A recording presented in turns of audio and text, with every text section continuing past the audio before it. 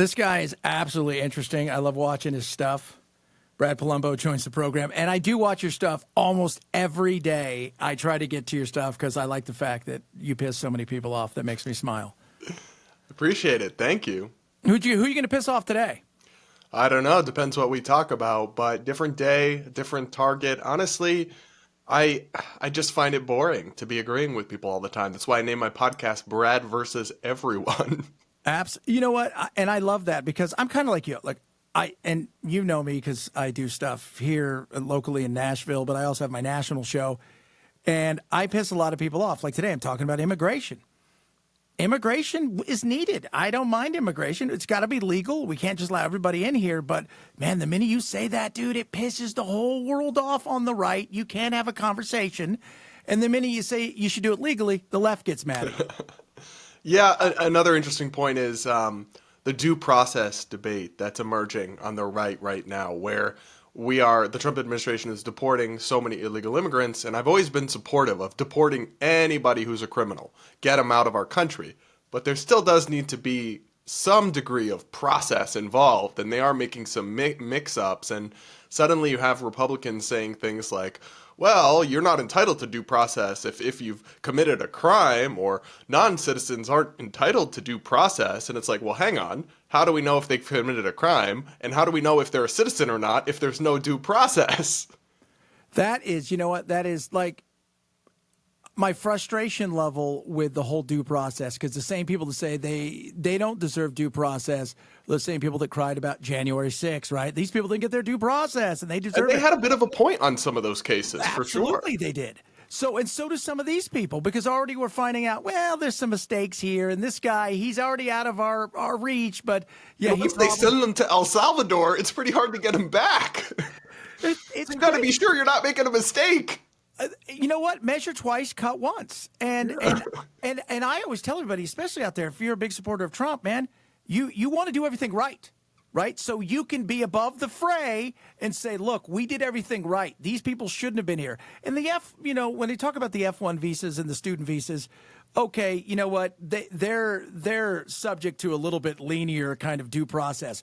But if you're talking about people who are here for asylum, and now you're finding out this dad in Maryland may have not been a part of anything, and they got him out of here, and now they're like, yeah, he's out. We can't do anything about that. Oops. Yeah, maybe dot your I's and cross your T's first before sending people to El Salvadorian prisons. Again, I really am not bothered by sending actual gang members out of this country. Great, that's what you were elected to do. But don't do it in a haphazard manner or rush it, or just kind of, because you will catch up some innocent people, and each one of those is a sob story that people can use to undercut the entire effort. So if they really wanted to have this be successful, and immigration, again, is like one of Trump's best issues in polling, don't give them ammunition to undercut what you're doing. But they're doing that with these sympathetic individuals who aren't getting a fair shake. No doubt about that. You know, when I watch a show, you piss a lot of people off. A lot of times it's the TikTokers, because let's be real, they're insane. I don't know. You know what? I've never understood this, Brad. Like, I don't know how old you are. I'm 54. At no point in my time in my life that I think, you know what, I'm going to go outside and now I'm going to tell everybody how horrible my life is, and I'm going to give the whole world a reason to go, you're an idiot. And yet people do this on a daily basis. I think it's a dopamine thing. I mean, they monetize it. So on TikTok, you get the creator fund.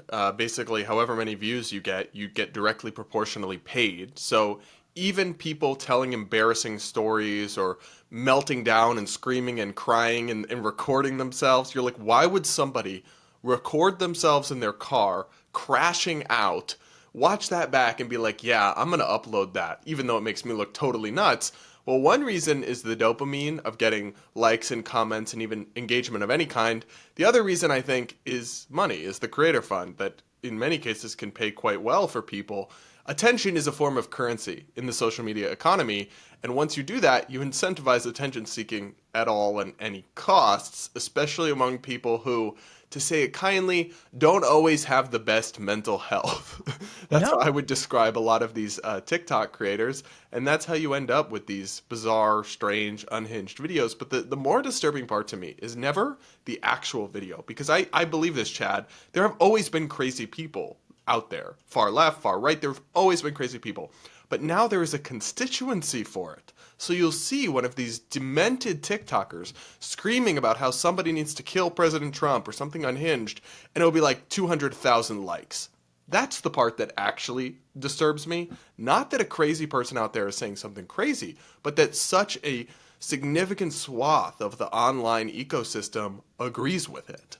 Yeah, yeah. Well, that is scary. You know, look, and I think we can all agree that in a lot of times the comments are the most hilarious things. You can go to comments, just stuff that's benign or people think they're making a great point. It's great to watch people. I'm like, man, America and the world is funny at times. But you're right about the currency and the insanity that people use this to. But it is scary. You know, it's even when I hear them talk about it on the late night news and you'll hear people clapping over stuff. You're like, dude, you shouldn't be clapping about the downfall of America or the death of somebody. That's not funny.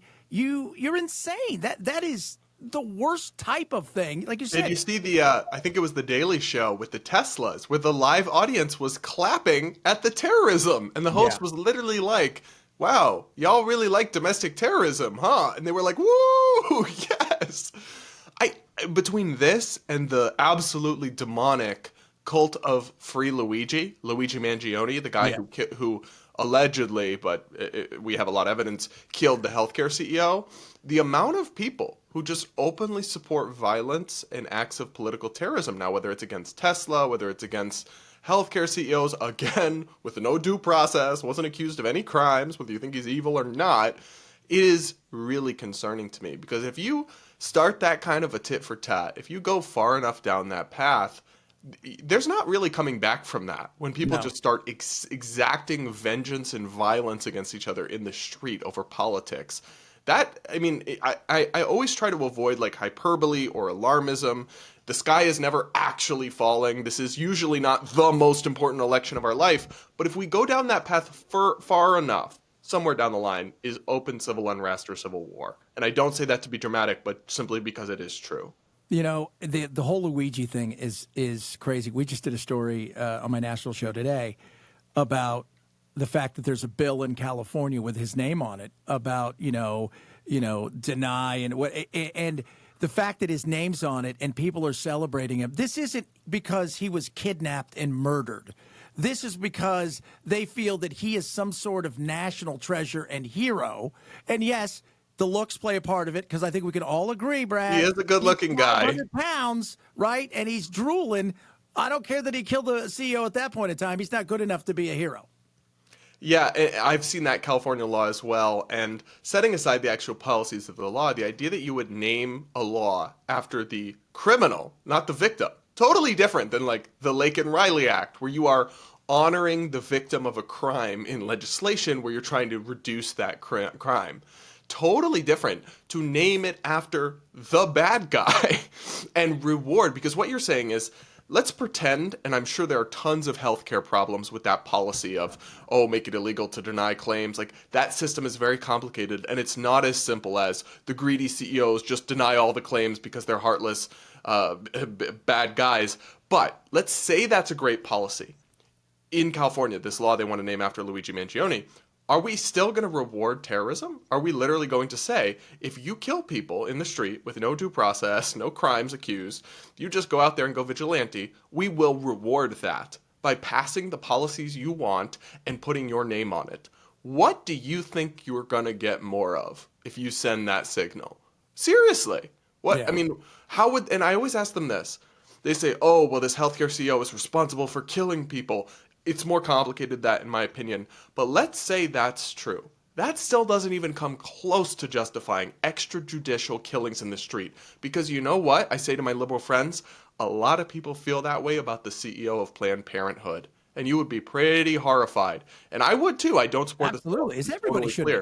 If the CEO of Planned Parenthood was killed by some person trying to make a point. You know what I wouldn't do? Name the next pro-life legislation after the killer. Because that would be demented. And they could understand why it would be demented in that situation, but when it's a cause they feel differently about, they can't apply the same principle. That's one of the great sicknesses of American politics right now, is people being unable to think about principles in an abstract sense, devoid of their tribe and their party and their allegiance.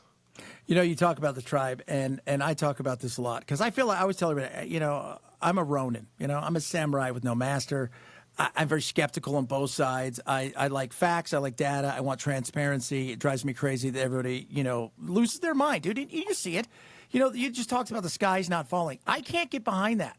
It doesn't when I hear if this doesn't happen, the world's over. No, it's not. Nothing's going to happen. The world's never over like that. Settle down. But because people need to scream and loud to get attention, I mean, you got to scream and yell and you got to be wacky. It is, and I'm sure you find this, it'd be way easier if you were choosing a side and absolutely destroying people. It's way easier to grow a following that way than have a conversation. It is. I mean, look, if all I cared about was my career, I would have done one of two things. Gone all aboard the Trump train in 2018 and just become a hardcore Trump defender. Every door in the world would have opened up to me in media. Or become total Trump hater, join the MSNBC couch.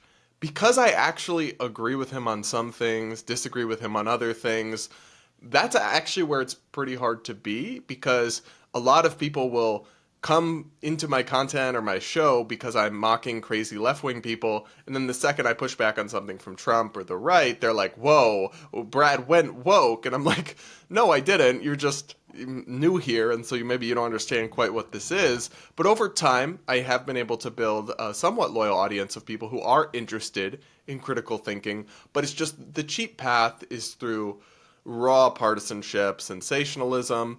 If you actually want to do something interesting and intellectually honest, though, maybe I'm naive. I do believe in the long term it can be successful still, but in the short term, it is not going to instantly reward you with massive platforms and adoration the way that it will if you just pander to one side exclusively. No. And like I said, it's taken me 10 years to build my national show where I came in and I'm like, look, I'm going to give you the truth. I'm going to give you what you need to hear, not what you want to hear. I'm not about affirmation, I'm about information. You can do whatever you want. And if you believe in your side so much, whatever I'm saying, you should be able to combat. And you find, and the tribes, they stand up and they're like, you better not go against that or you're kicked out of the tribe. I'm like, I don't want to be in your tribe anyway. It's stupid. And your uniforms are dumb. So, but it is frustrating because I feel like the exhausted majority, you and I, man, right? We've got the voice. We should have a bigger platform. And I don't know why we're not louder and more people aren't paying attention, because at the end of the day, when elections come around, it's the exhausted majority that will decide the elections, not the extremes. Yeah, well, part of the problem, though, is the extremes are often able to set the terms of the election through the primary process. Basically, nobody votes in primaries, like a tiny slice of the public, and the people that do vote in the primaries tend to be the most passionate people, who tend to be the most extreme people.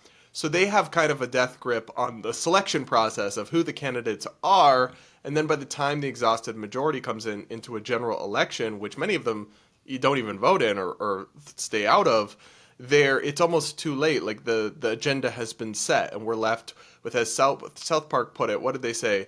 A turd or turd sandwich. Yeah, a turd sandwich or a giant douche are the two options.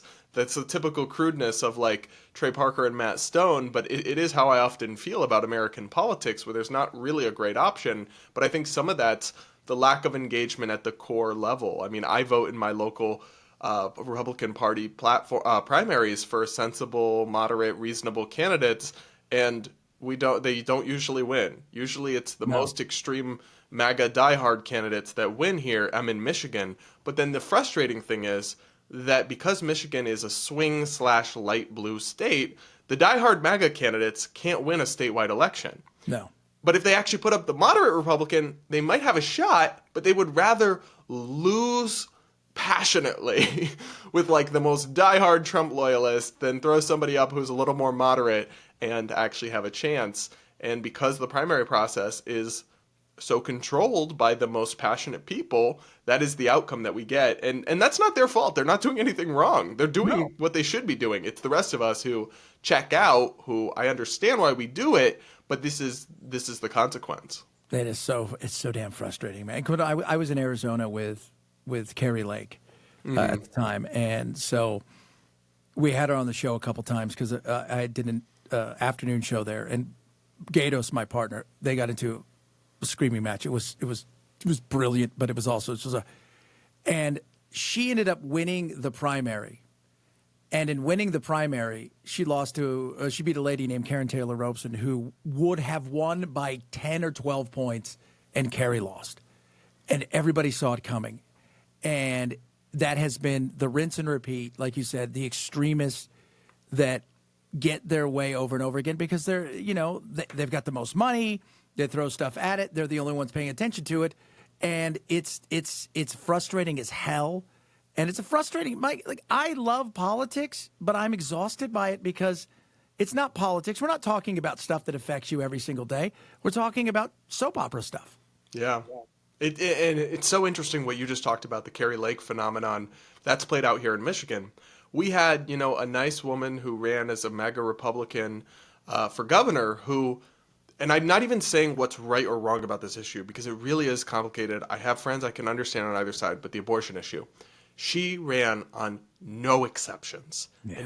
And I'm telling you, they spammed this on our televisions. The, sexual assault cases and incest cases that she doesn't believe in any exceptions over and over and over again. Every time I turned on my television, that same clip of her speaking to a reporter was inundated on me, and she ended up losing by quite a bit. If she had simply had a moderate view of listen, we need abortion restrictions, but some exceptions, she could have won and potentially reduced abortion by a lot. But because she had the most extreme position of all, she could never even get close to actually doing anything, and you end up with Gretchen Whitmer, who who she is and how radical a lot of her views are. Yeah. It's like cutting off your nose to, spite your face or whatever one of these expressions is that just captures the self-defeating nature of it all. Yeah, it's sad. And, but again, as much as that is about the Republicans, I look at the Democrats, and I've never seen a group of people run it stupid. They don't know how to read the room, Brad. They run the dumbest things ever. They're like, all right, so what's the deal? So if we say that men are stronger and can't play in women's sports, even though there's not a lot of them, but we're telling them that they're women. If we step away from that and say, nah, that's not, you can't do that, and we need real immigration reform and stuff, if we do that, we'll win. Yeah, well, we're not going to do that. We're going to stand on both of these ridiculous hills, and we're going to. Did you hear Tim Walz say the Democrats just need to be more woke? Yeah. How'd that work out for you guys? They're literally doing the opposite of what. So the thing is, I don't expect any better from the Democrats. At this point, I don't. So, no. And I'm somebody who, while I'm an independent, I definitely would be like a leans Republican person. So I think when we have these kinds of conversations, I speak more about the Republicans because I'm just thinking about what I would be sensible, moderate Republicans. That's who I would support. But I mean, the Democrats, it's an utter calamity. They're rallying around Jasmine Crockett, the far-left congresswoman who is one of the most vitriolic, hateful, and lowbrow people in modern politics. She's like a Democrat Trump, but not funny and not charismatic. So none of the positives of him, but the same vulgar and personal attacks and petty insults. She is so radical, so radioactive. I think she would be a terrible candidate in any sort of national setting that's not just a deep blue district. And yet they're making her the new face of the party. The woman who rants about how mediocre white men are the problem in America. Really? Yeah. You've gotten this overwhelming rejection from even young people, even racial minorities, even all these groups the Democrats are supposed to have on lock. Their pollsters and their consultants told them that we have these voters. We've got them. They fled. That's how much they put off these people and normal Americans, and they're doubling down on this. Yeah. Really? I call them celebrities, right? Because I think we're at a point now where the AOCs of the world, and she may have done it in a more natural way, but they're more interested in how many followers they have, how many views they have, likes, clicks. Are they on podcasts? Where are they? Are they on Charlemagne? Are they on, they're more interested in that than who they represent and what their ideas are. They're a brand. They've become a brand. Yeah, and it's not a good brand. But no. The other thing is the Democrats are scared of their own shadow in the sense that most Americans are not radical, woke progressives, but like a diehard 10% is. And those are the people they're scared of. Those are their young staffers who they know will revolt if they do anything that contravenes this fringe social agenda. A great example of this, Kamala Harris had the opportunity to go on Joe Rogan. And look, do I think this would have changed the election result? No. But millions of people, millions of young men in particular, men of different racial and socioeconomic backgrounds she could have reached and tried to make the case for it. Part of the reason she ended up not going is she was afraid what her woke staffers would say, because Joe Rogan is transphobic or Joe Rogan is problematic or whatever. And it's like, you're seriously that scared of the 20-something blue hair they-thems that work in your campaign office that you would pass up one of the biggest media opportunities to ever exist in human history in the peak of an election just because you're afraid you might hurt some junior level staffer's feelings. It's actually pathetic, and it's political malpractice. Oh, 100%. And by the way, just by not going because you're afraid of them shows me everything I need to know of why you shouldn't be president of the United States. If you're scared of somebody with purple hair who decided that they don't want to actually take a side of even their gender, then for me, I'm sorry, you've lost the opportunity to rise to the highest place in the land and in the world, potentially being the president. Last question. I appreciate you coming on, Dave, man. I like doing this because you know what? You're not insane, and I deal with a lot of insanity every day. The trans thing, you talked about that. And I've talked to Brianna Wu on several occasions. I'm sure you know Brianna and stuff, and, you know, in the transgender insanity that's out there. And my producer for 10 years, who I love to death, he's gay. And he talks about it's one letter, right, that we have nothing to do with, that has dragged us through this insanity. And I'm like, yeah, dude, I get it. But it's the same thing, right? It's a quiet bunch of people that are, you know, out there who are gay or bisexual or lesbians who should stand up and say, look, we've had enough of this, right? Stay away from the kids, right? If you're 42 and you want to be trans, knock yourself out. I'll protect your rights. I'll do everything I can. If you want to talk to my 6-year-old about the fact that they may feel like they should be a boy, you've jumped the shark, and I may push you into the shark.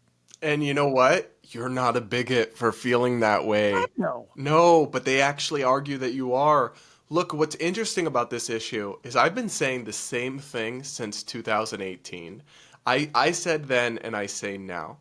Trans women who are biologically male in women's sports is nuts. It's totally unfair, it's unsafe, and it's going to rub most people the wrong way. Medically transitioning children is radical, totally unproven scientifically, and they can't consent. It's an absolute disaster. And I warned, these things are going to cause a pendulum swing against the entire LGBT community, and they are. And now that has come true. And what's funny, though, is that at that time, I was attacked by the far-left LGBT types for being transphobic. I was even, like, excommunicated from a gay men's soccer league because they claimed that my views on trans people, which, by the way, never really discussed at soccer practice, made hypothetical, because of course there weren't any, it's all virtue signaling, hypothetical transgender members of the team unsafe, that I thought we shouldn't medically transition minors. It is a sinking ship. They are dragging it down with this stuff. But at the same time, I know there are some people who from a very young age experience this intense gender dysphoria that never goes away. And as far as I'm concerned, if as adults they want to transition and live as if they are the other sex, that's part of their freedom, their right. And it's no skin off my back. But now we have such an extreme backlash that I see genuine vitriol towards just people like Brianna Wu, who aren't hurting anybody, who are just living their life as adults in a way that's maybe different, or maybe you or I don't understand. And now I was attacked as transphobic. Now some people call me like a woke pro-trans lib. And it's like, no, it's just common sense. Leave kids alone, maintain fairness and common sense, but also let people live the way they want to live within reason, and have tolerance for the fact that we're a very diverse society and people will live in the same way I might not understand certain people's religious beliefs or whatever they may have going on. Live and let live. Now people are turning against that. But it's been a disaster for the LGBT community. I agree, these groups don't necessarily have a ton in common, but unfortunately, I mean, they have just been lumped together, and I'm not really sure that ship is going to be turned around. But it's a disaster of the community's own making. They were warned. We warned them a long time ago. And now, to the extent that there is genuine backsliding and things like support for gay marriage, I still disagree with it. I still support gay marriage, but it's like when you make Americans, unfortunately, Americans can be black and white thinkers because that's just human nature.